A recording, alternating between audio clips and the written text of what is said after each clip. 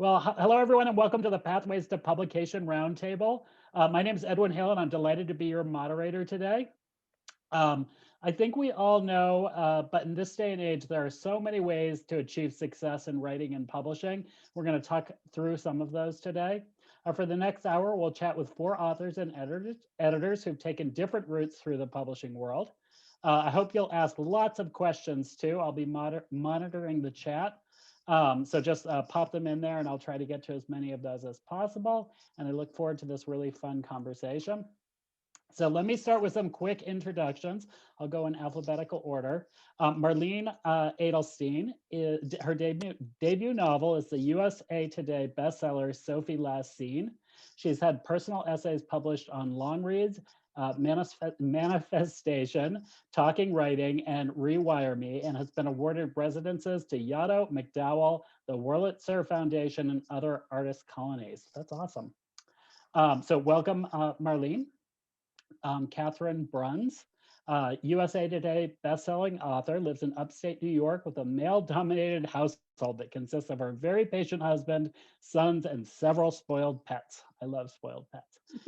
She currently writes 4 cozy series: Cookies and Chance, Italian Chef, Cindy York, and the Aloha Lagoon Carrie Jorgensen mysteries. Her book, For Sale by Killer, won the 2019 Daphne du Maurier Award for mainstream mystery suspense. Welcome, Catherine. Thank you.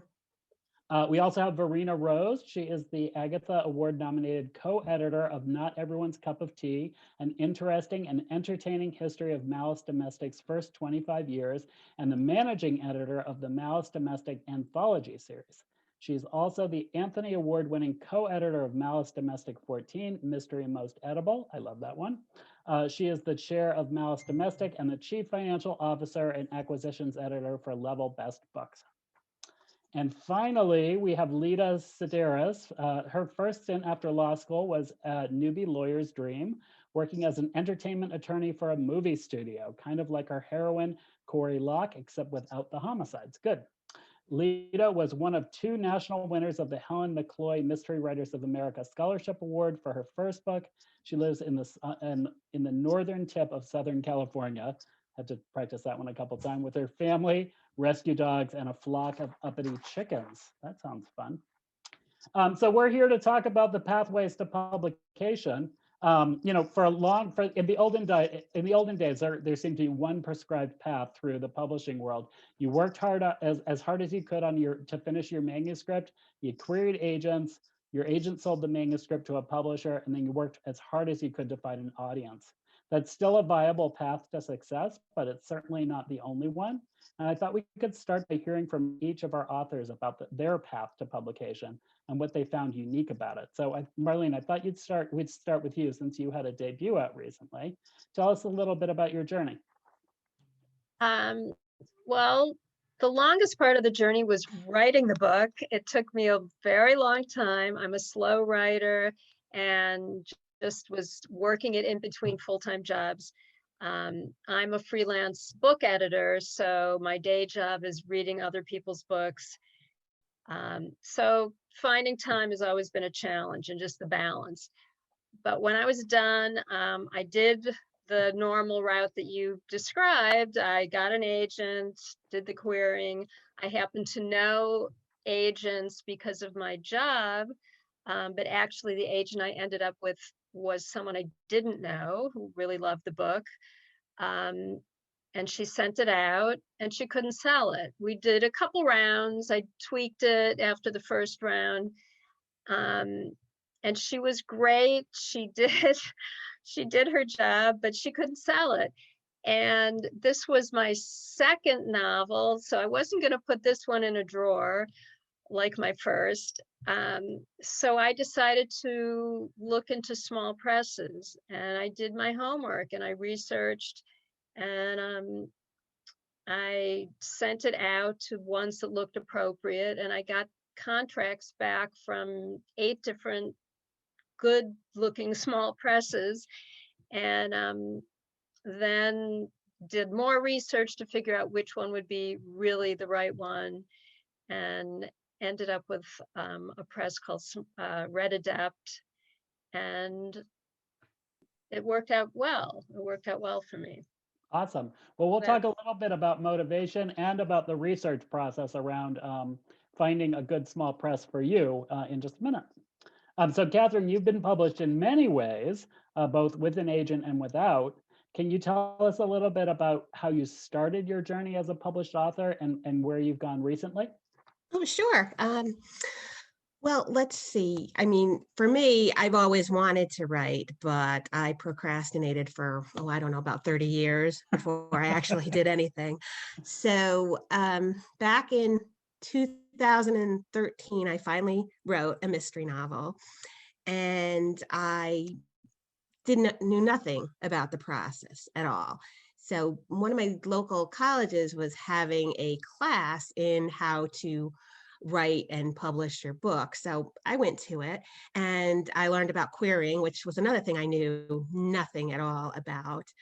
And about a month after the class, I got an agent and we started querying my book. And I figured, hey, well, it's all uphill from here. Well, no, the book didn't sell. And my agent at the time didn't even read the book, I don't think. So that was a problem too. And finally, I wrote another book and she refused to represent it and our relationship ended. So I was very, very upset about it. Mhm. And then the next day I started querying some smaller presses and I found Gemma Halliday, who is, I don't know if everyone's familiar with her, but she's a New York Times bestselling author and she runs her own publishing company and they're mostly cozy mysteries. She's done a few romance.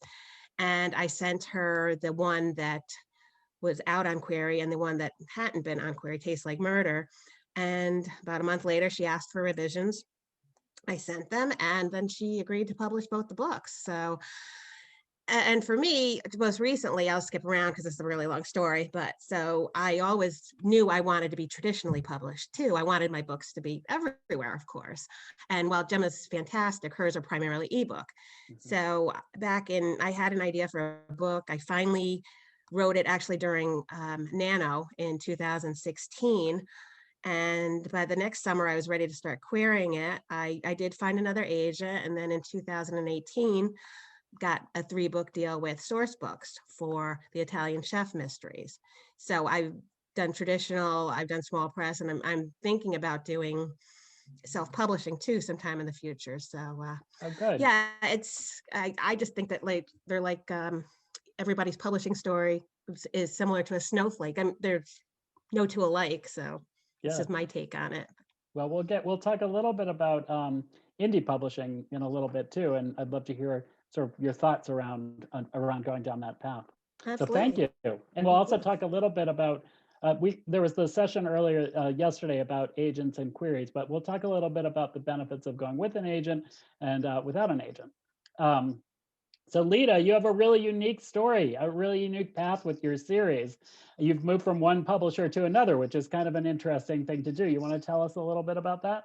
Yes, I finished my book, I think it was November of 2014, sent it off to a few people and went off to Crime Bake, which is a conference in Massachusetts.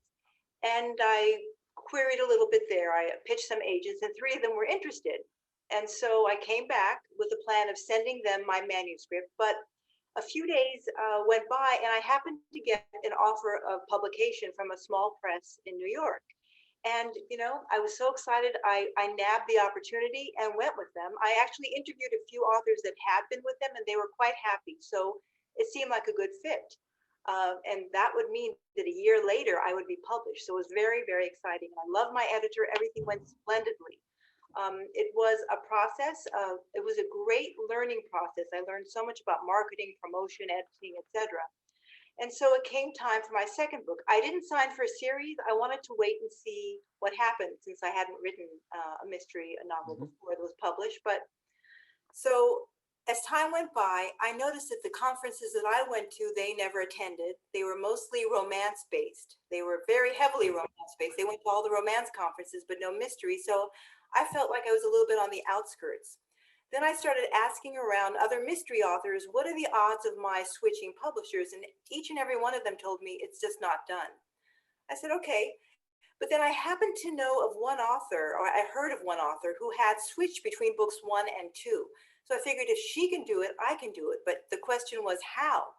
So you know how things just kind of naturally fall into place? That's what happened for me, because I saw a call out, I think through the Guppies, Sisters in Crime Guppies group, for an anthology. It was Snowbound, Best New England Crime Stories. And I'd never written a short story before, but I wrote one and I had great fun writing it. And that's the way I was fortunate enough to meet Verena Rose, because she was one of the editors collecting stories for that anthology. So they accepted it, much to my delight, and I was beyond happy. But then I had a little thought, they just opened up to novelists, and I thought, well, I wonder if they would be even remotely interested in taking the second book and maybe other books in the series. So the time came right when I had turned it into my first publisher, and they were looking it over, and I thought I better move fast. So I sent it to Verena. She said she would take a look at it. And I was waiting because my first publisher came back and said, yes, we want it. And they were interested in the series. And I was dragging my feet.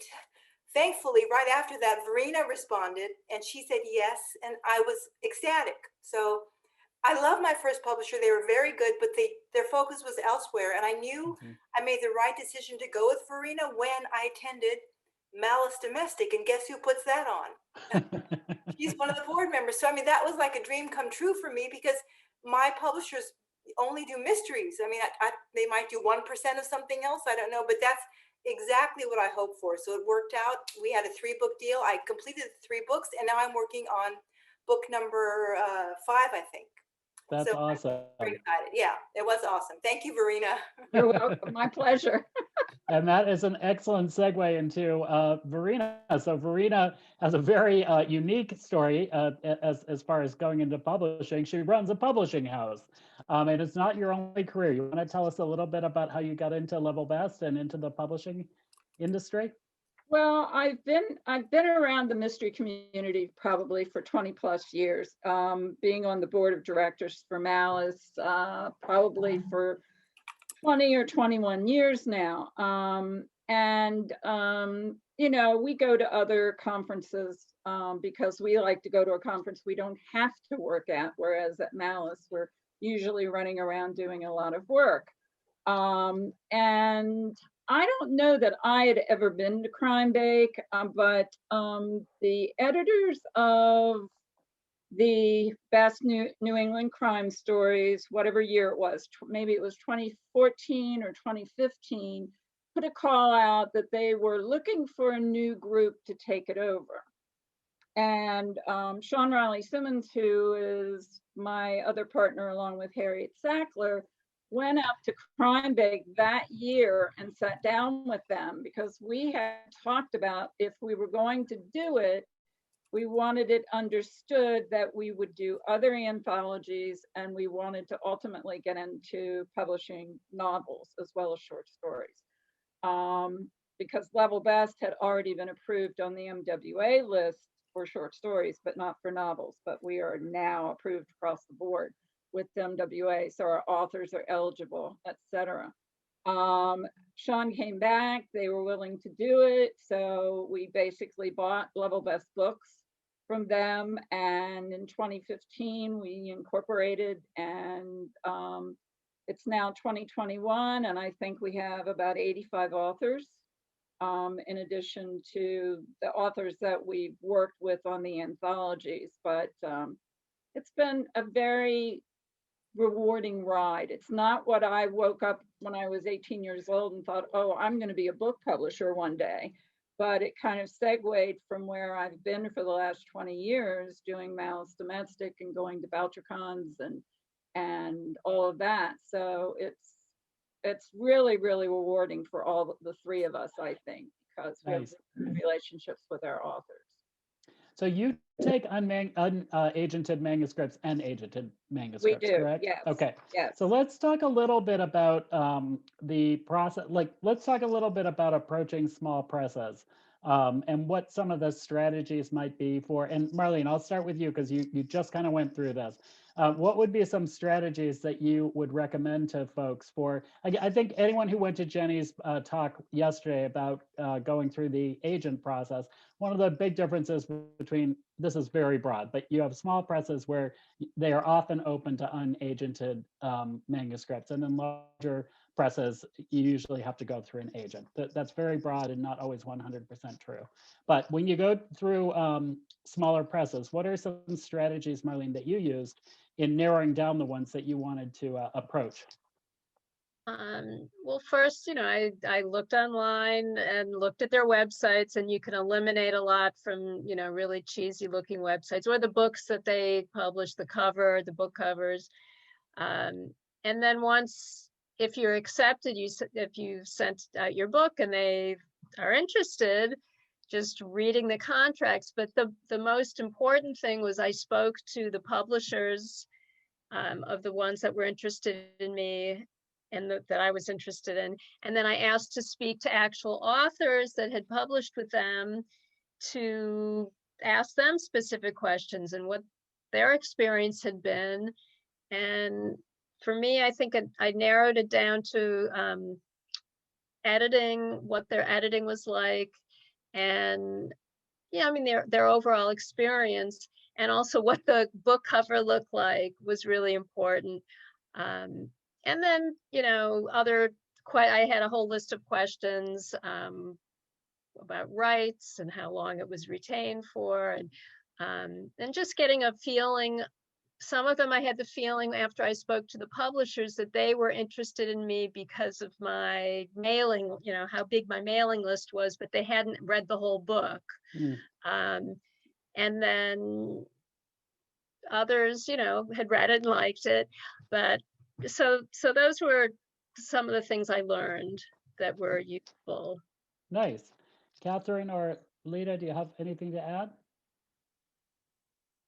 I never went the agent route. I went straight to the publisher because I felt very comfortable reading the contracts. Maybe it was the lawyer in me, but that's what I used to do in the old days. All I did was transactional work, and it was negotiating, drafting contracts. So I know there's a certain way, and I know, anyway, I was comfortable. Let's just leave it at that. But I did approach a few agents in the very beginning, and I'd met some at conferences who said they were interested, but I think the worst experience I had with an agent was when I was a really newbie author and didn't know that it really should be in tip-top form before you send it out with my first book.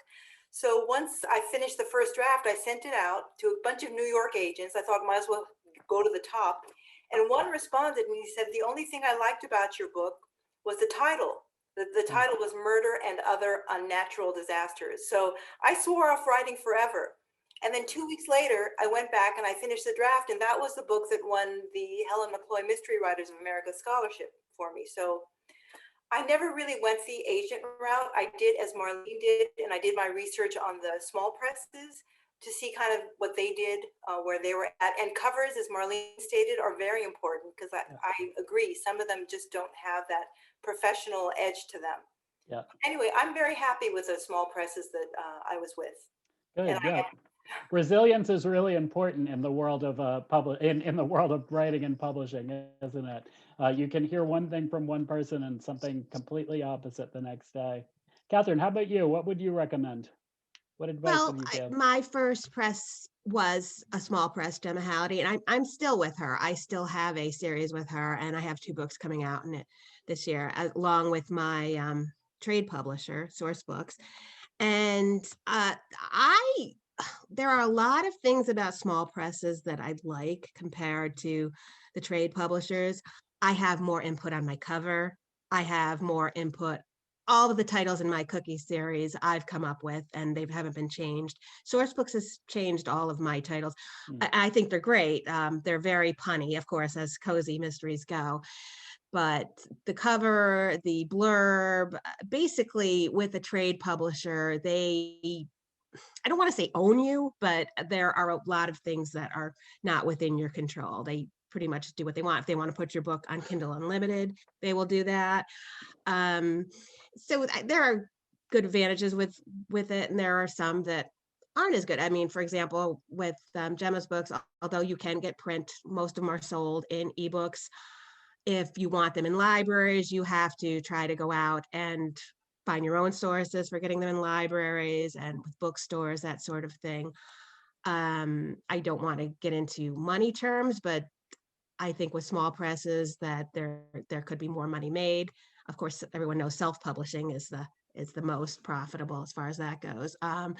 But I've been very happy with her, and I'm hoping that my series will continue. And my 10th and my 11th books in the series are coming out this year, so I'm hoping to continue with it for a while. I've been very happy with her, but there are some that you do have to watch out for. There are other places, of course, that everybody knows where they offer to publish your book. I can't think of any off the top of my head, but everyone knows they're out there. And then it's like, oh, send me $1,000 or something like that, and we'll get you a few copies. So I was fortunate that I never had any experience like that, but I mean, they're out there and they all want to make money. That's the way it is. But Yep. Cool. So Verena, sort of a twist on this. So you're an acquisitions editor. So when people are getting ready to send you a manuscript as an unagented author, like I just see this comment from Harriet that says we do a lot of reading. What are some tips that you can give to a new author for sending a manuscript to get it out of the slush pile? Well, probably it be a subject that is, catchy, that maybe there aren't a lot of books out there about that particular thing. Let me explain a little bit about my position as acquisitions editor. Number one, for Level Best, there is a link on our website which goes into a template where you can put all your information and upload a copy of your manuscript. All of those come directly to me. And then I go through them and divvy them out between the three of us based upon certain criteria. Harriet likes to read historical mysteries, as do I. She likes things that are geared more towards series than standalone, although we all read pretty much everything.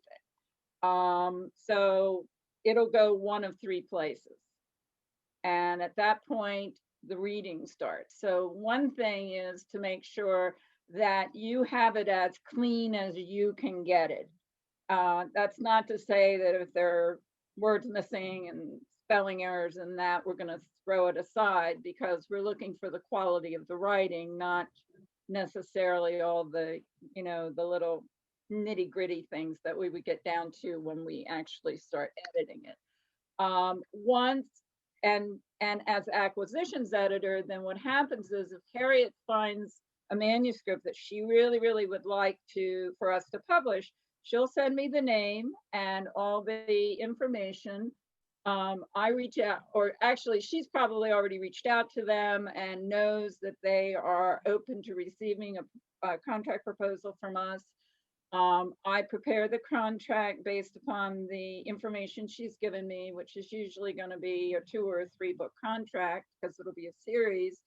And at the same time, I look at our publishing schedule and I figure out when the best time for that book to come out based upon which of us has what releasing at what point. So how much editing are we in for at any particular time? So I create what we call the novel production schedule. So you get that, you know right up front what our expectations as far as time-wise is concerned. From the point you deliver the manuscript to us, we deliver developmental edits to you, you send those back to us, then it goes for red line edits, then back to us, to you, and then back to us. At some point, Sean will be getting in touch with you with a form to fill out about cover ideas, things that you like, things that you don't like, blurbs, and all of that information. So it's a big machine for a little company. It kind of has lots of moving parts. So that's why we send those out to you, so you can see what the expectations are. Now, people have come back and said, I can't do those days. dates, and we're perfectly happy to change that. You know, we work with our authors. Non-agented individuals, you know, they sometimes send it out and have a lawyer read it for them.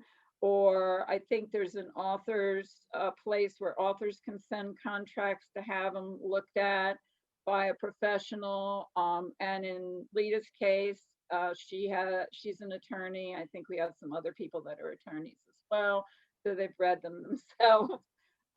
They come back with whatever their concerns or questions or whatever they would like us to change or add or delete, and then I negotiate that with them. So, and I get all that fun stuff to do. Mm-hmm. I think what Verena's getting at here is the bookmaking process is, it's a complicated one and it's a long one. And as a new author, the more you can talk to people like Verena, the more you can talk to other authors and kind of learn about all of the many different aspects of bookmaking, the easier it's going to be for you to navigate this whole process. Whether you're doing it on your own or whether you're doing, even if you're doing it with an agent, you want to understand, you kind of want to understand the decisions that are being made anyway. Let me actually go on to agents. Let's talk. So, Catherine, you do have an agent, and let's talk a little bit about deciding whether or not to go with an agent. Lida already sort of touched on this a little bit, but that's a big decision to make when you're at the beginning stages of sending out a manuscript. What led you to? What are the benefits to having an agent? What are the benefits to kind of going out on your own? Well, I didn't need an agent when I went with Gemma's small press. So that was nice. She did have a couple of clients who were repped by agents, I believe. She might still. For me, I'm on my second agent, as I mentioned earlier. And the first and my second agent, kind of like night and day, so to speak. My current agent is fabulous because she not only reads my book, she's read each one, I think, at least 3 times, and she loves to do edits.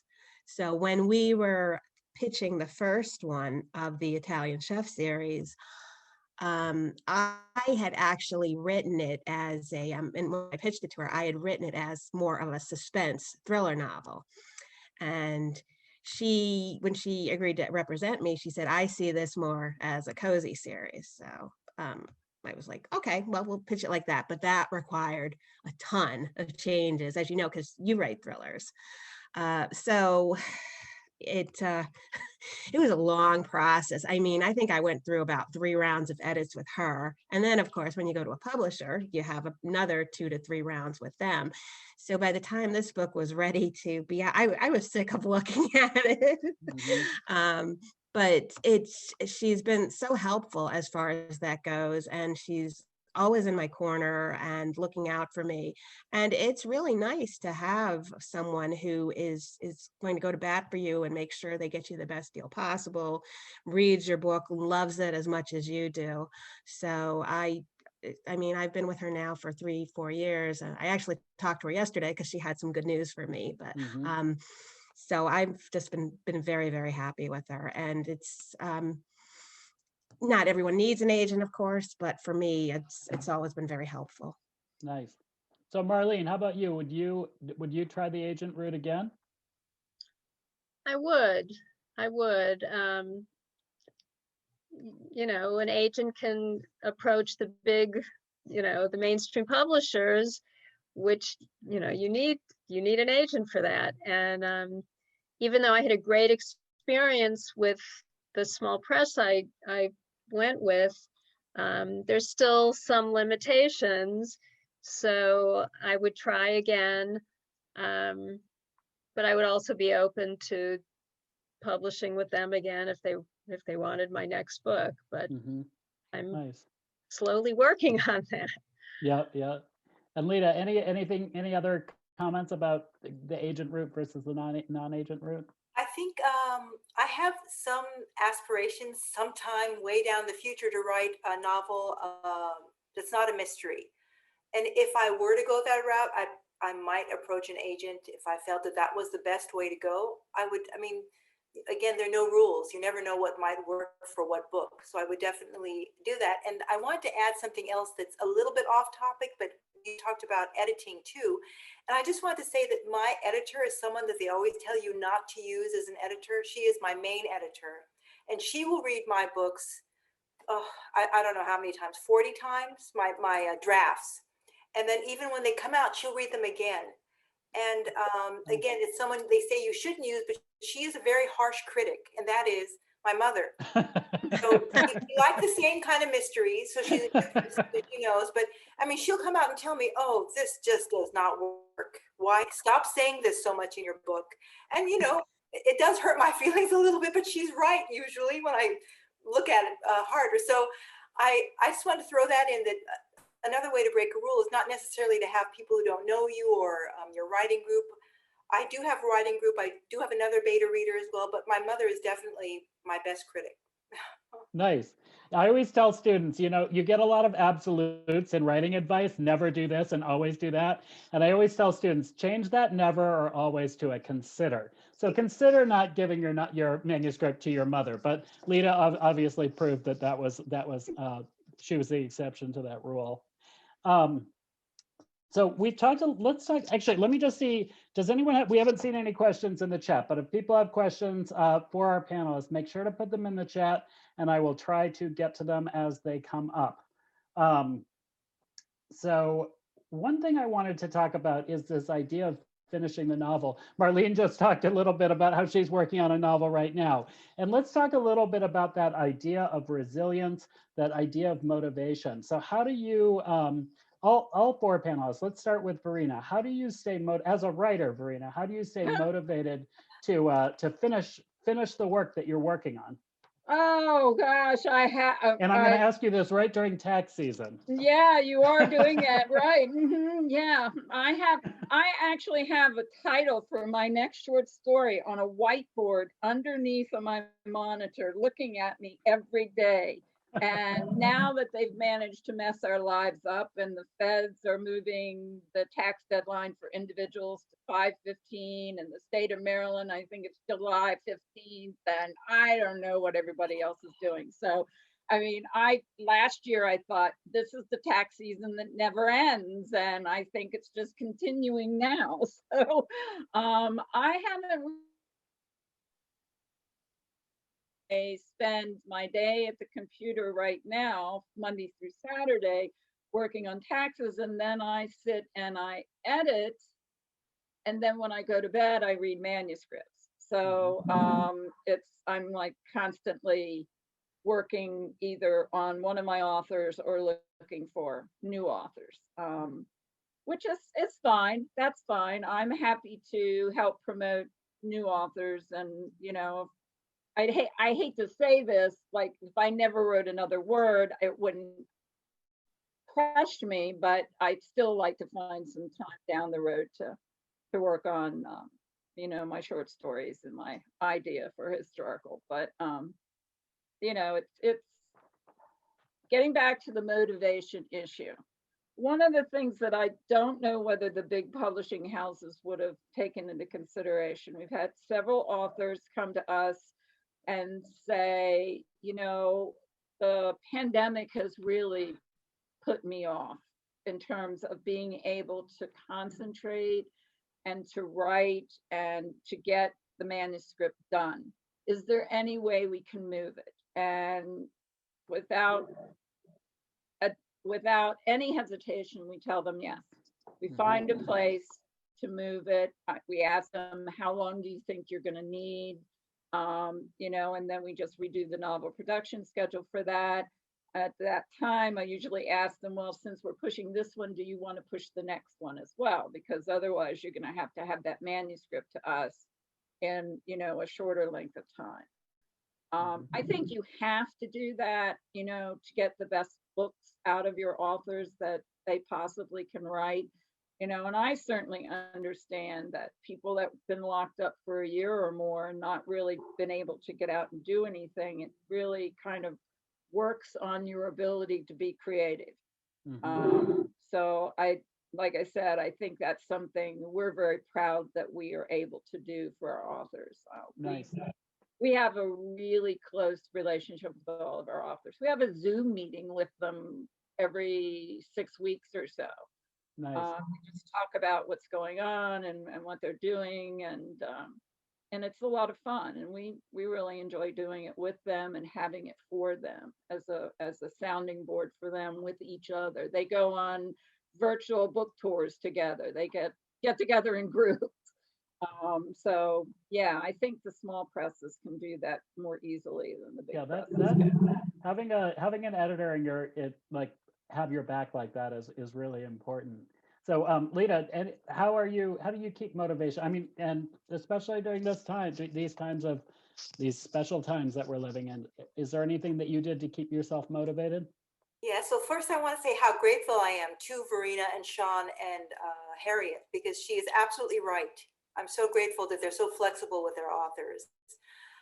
Motivation, especially with that gosh darn first draft, is very, very challenging because I write by the seat of my pants. I don't necessarily know what's going to come next. And yet, if I don't sit down and do it, it's not going to happen. And I also have a day job, which doesn't help, and my day job can be rather grueling.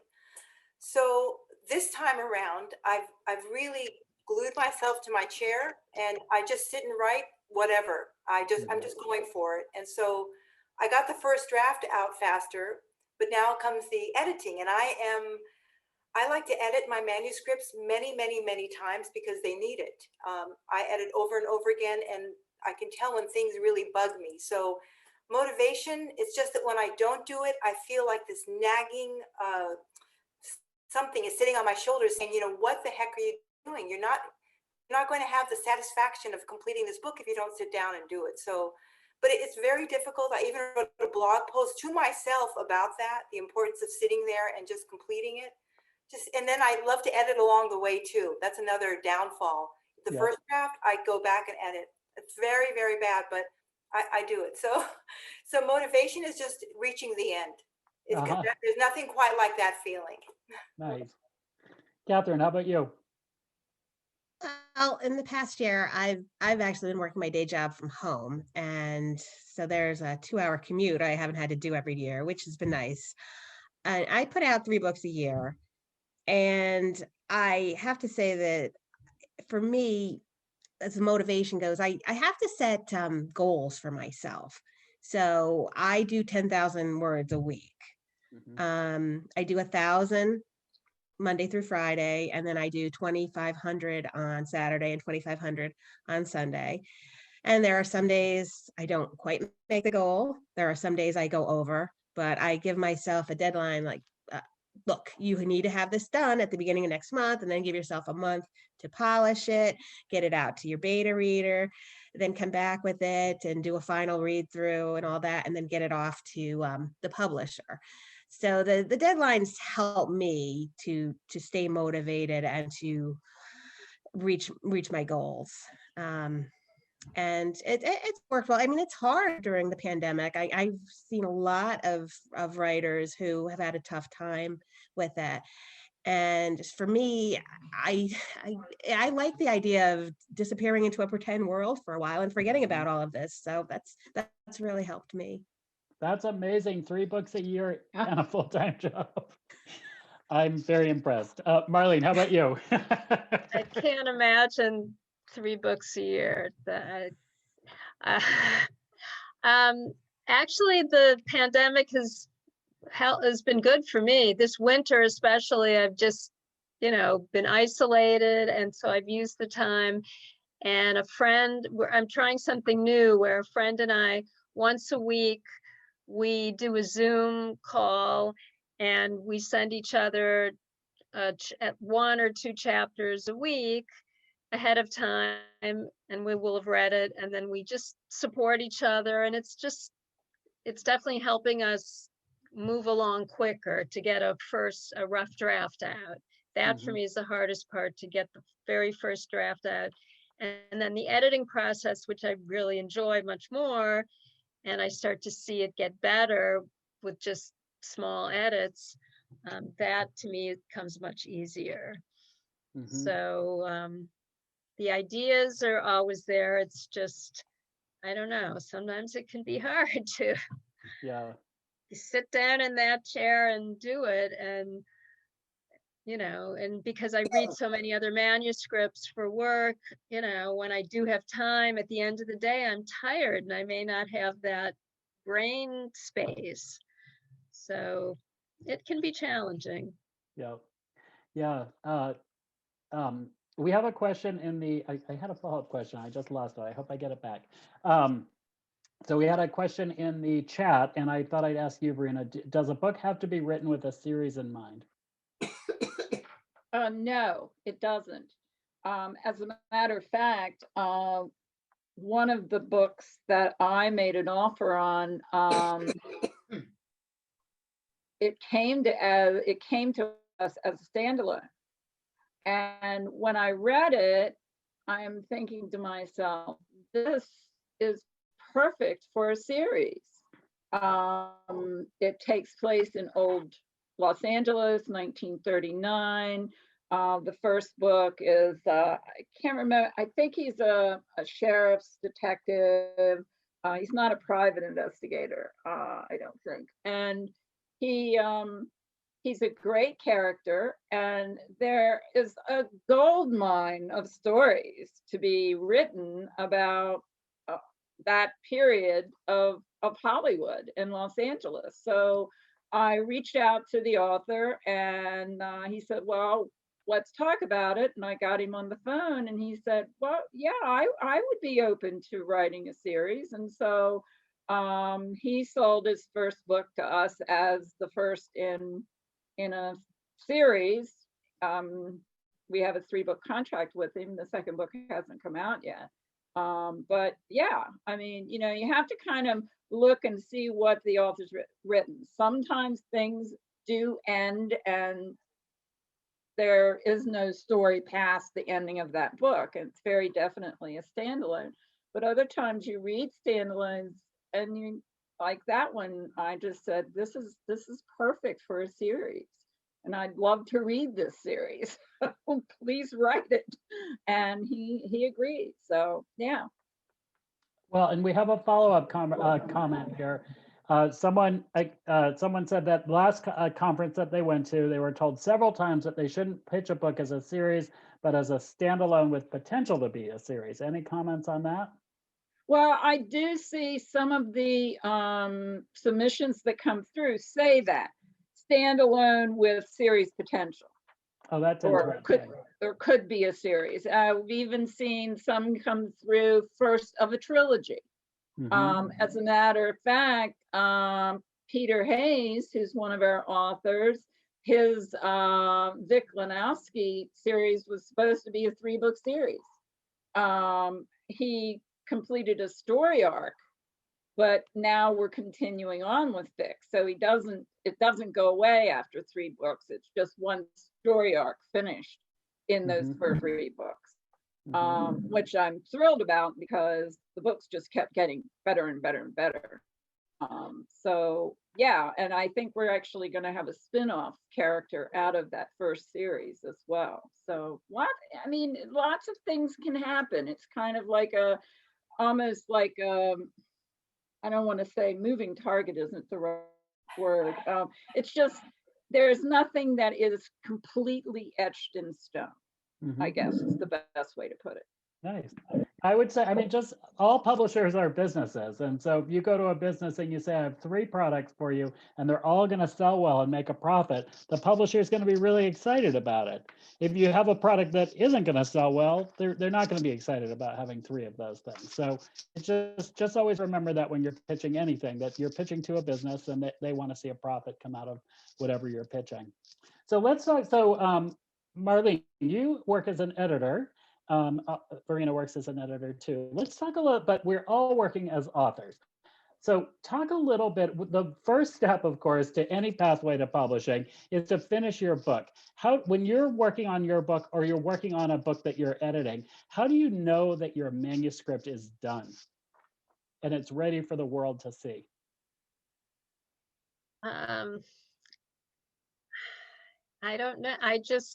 I think I've been through it so many times. I write many drafts And I'm in a writer's group and they read it many times. I have some trusted writer friends I share later drafts with. I think I don't know. I've been doing it for a while, so I just have a pretty good feeling, at least that it's good enough to send out, whether it's to an agent or, you know, I know it's good enough to send out in the world. There might be some changes people will suggest, but it'll be professional enough to be out in the world. Mhm. As far as my clients, I work with a lot of first-time authors, so a lot of them have a long way to go. And then some of the other authors who are, you know, published other books.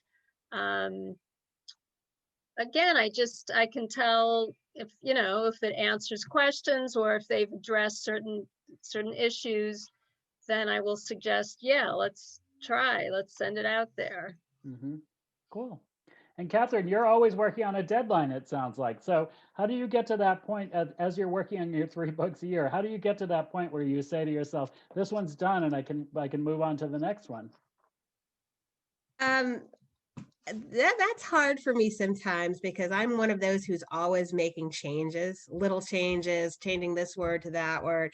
And I think I must drive my publisher crazy with that because if I mean, with trade ones, there's a certain point where you do your last read through and you can't make any more changes. So I've learned to accept that, but I still look for ways with my my small publisher with Gemma Halliday, and she'll send me the PDF file of it and say, okay, if you want to give it out as ARCs to some people, go ahead at that point. And I'll come back and say, oh, I just noticed I'd like to make this change if possible. So I think she must want to kill me some days, but it's hard for me. I mean, I always do a synopsis for each book, even though she doesn't require me to write them for her books anymore.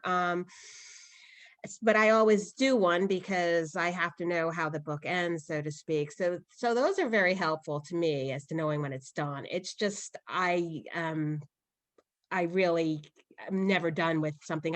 Even when the book is out in print, I'll look at something. It's like, oh my God, why did I put that in there? So, When something's in print, there's no changing it.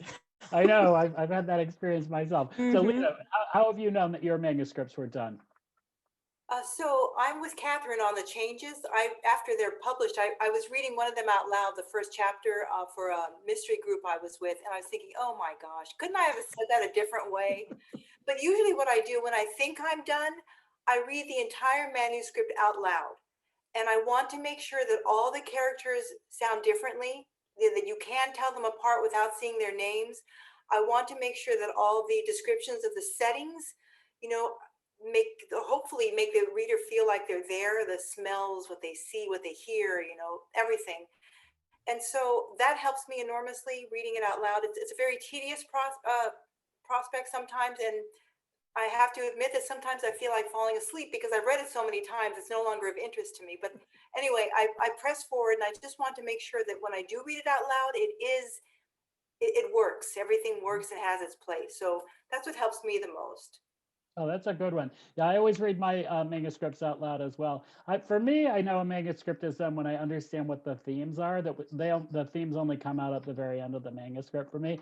And once I feel like I'm able to pull those tight, I know that the manuscript is sort of heading toward being done.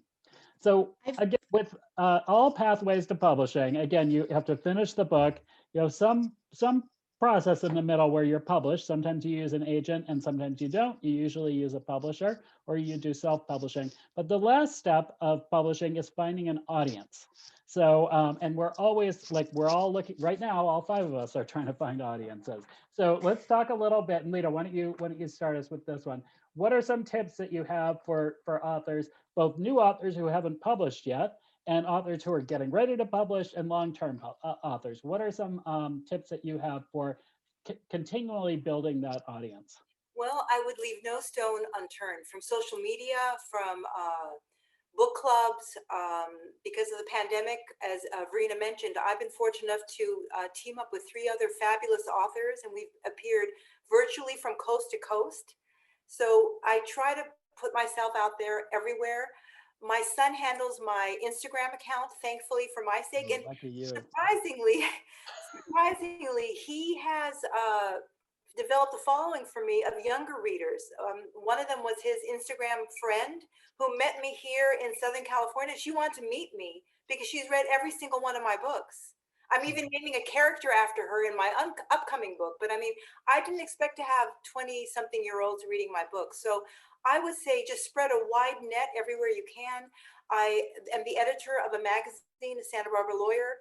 I always put my book releases in there and little snippets of whatever I'm doing in there. So again, no stone unturned. I'm trying to get my law school to publish something about my books in their quarterly publication. So I just look around constantly. What are other authors doing?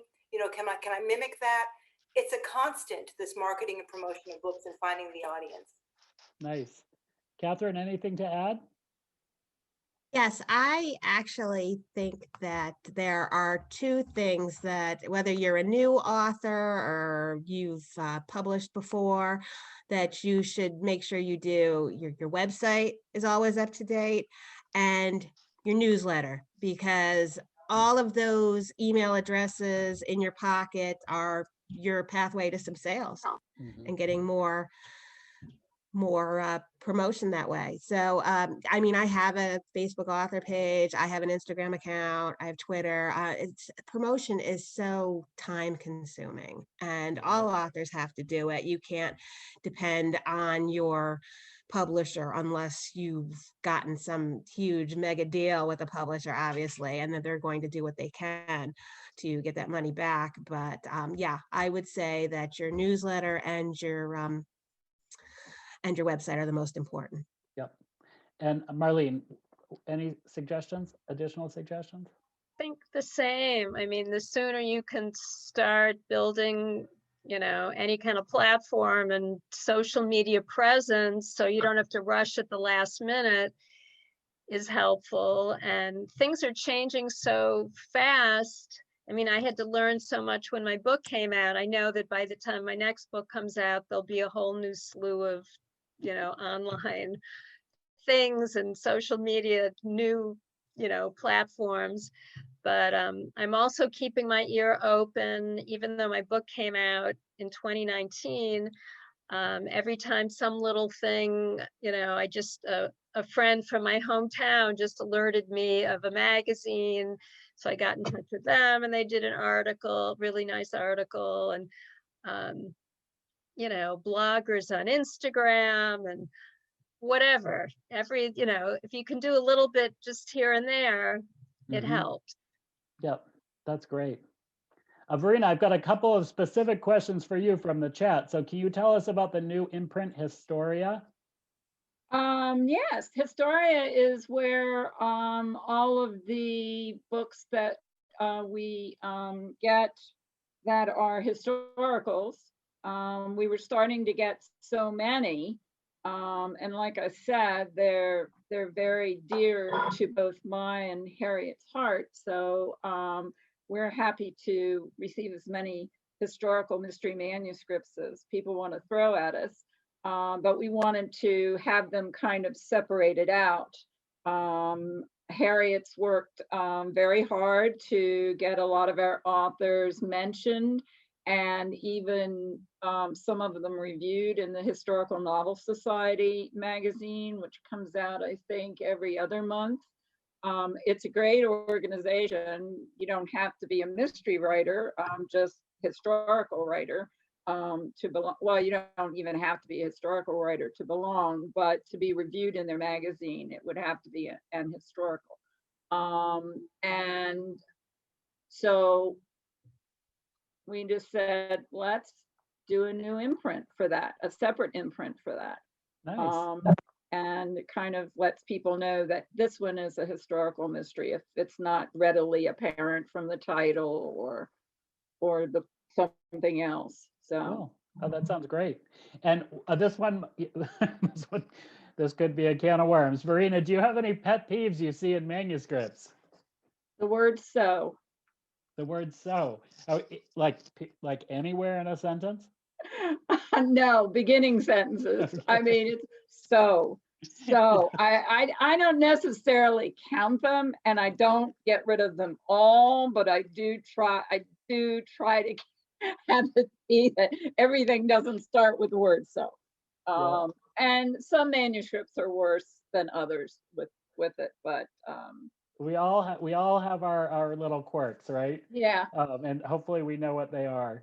So we're coming down to 5 minutes, and of course the questions are coming in fast and furious now. So let me just ask: does anyone have any tips for growing the email list for your newsletter? I would love these tips too. Yes, go on. I offer a free ebook if people sign up for my newsletter. Oh, And that that's seems cool. to have helped. There are paid promotions you can look around for to get people to sign up for them. I think it's book sweeps, books or something like that, where you can look into those. Of course, the most important ones are if you can get them organic, because those are the ones that'll stay, because anybody can unsubscribe at any time. So, but yeah, those have worked fairly well for me. Any other suggestions? I've noticed an uptick whenever I do a book tour. Mm-hmm. When I sign up to do those when my books are first coming out, all of a sudden I notice that people who are either hosting me or visiting the site seem to sign up for my newsletter. Mm-hmm. Back in the day, pre-pandemic, whenever I went to bookstores, I'd get signups there, and that was most helpful. But with the pandemic, it's a little bit more of a challenge since we're doing Zoom tours right now. But you're all welcome to go to each of our websites and sign up for our newsletters. Yep. Yeah, you just ask people. I mean, that is the best tip, is to just tell people that it's there and ask people to sign up for it. And yes, everyone's welcome to sign up for all of our newsletters. So just final question, looking back on your publishing path, is there anything that you would have done differently with 2020 hindsight? Lida, you want to start? Yeah, I was thinking about that, as a matter of fact, before this meeting, thinking that would be a question. And no, I'm very happy with the way it turned out. It's just, I couldn't have asked for more, because it was the learning has been just all upward progress. And I'm very grateful for that. So no, I'm very happy with the way things turned out. Nice. Catherine? I think that I wouldn't have procrastinated so long. I think part of it was fear of the unknown. I would have started sooner, because now maybe I do so many books a year because I feel like I have to catch up for all the time that I lost. Yep. So yeah, I definitely would have started sooner. Nice. It doesn't mean that you can't. I mean, if you're like in your Laura Ingalls Wilder was 65 when she wrote her first book. So I mean, at any age you can write. But for me personally, I would have started sooner. Sure. And Marlene? Well, similar. I started sooner, but it took me too long to write. So just to let it go sooner and get it out sooner. Yeah. But the actual publishing experience, it was circuitous to get it out, but I was pleased with what happened, and I learned so much. So it worked out well. Nice. And Verena? Well, not for myself particularly, but Level Best Books published a biography last year. It came out in April last year. We thought we were going to be at Malice with it, but that didn't happen because of the pandemic. It's H.R.F. Keating, A Life in Crime, written by Sheila Mitchell. Now, Sheila Mitchell happens to be his widow. Sheila wrote that book at the age of 94. So you're never too old to write your first book. No. She's amazing. She's absolutely amazing. And, we couldn't have been more pleased to have published it for her, because it was the one thing she wanted to see it in print before she passed away. And she's thankfully still very much with us. So. Oh, that's awesome. Well, thank you all so much. This was an awesome panel. Our facilitators have put everyone's websites into the chat over there. So go sign up for our newsletters, please. And thanks everyone for joining us today. And God, it was great to meet everyone here. Thank you, Thank Edwin. you. You did a wonderful job moderating. Yeah. You were fabulous. Thank you. I appreciate that.